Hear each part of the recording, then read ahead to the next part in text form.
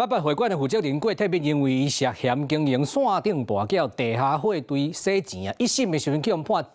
11年8个月。但是二审进程呢，伊讲伊要交出不法的所得差不多1亿2000万，结果二审呢，但减做9年8个月了。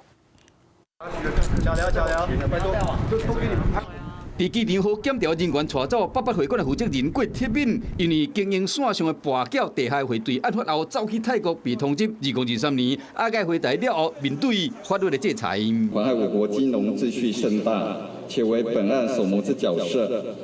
判处被告郭哲明有期徒刑11年8月。 去年5月，郭铁敏一审被新北院重判11年8个月，上诉后，今日高等法院二审宣判，本来11年8个月刑期，甲没收犯罪所得16亿5000万，即马高等法院改判9年8个月，并且没收7759万，其他不法的所得将对顶淹过二审的刑期减轻2档。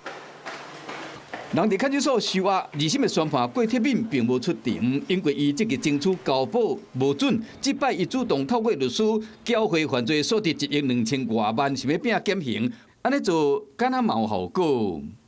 先生有没有什么话想说的？可以回家过年，有没有很开心？不过郭铁敏牵涉洗钱金额有218亿，不法的得利超过35亿，这部分法院会阁继续追究。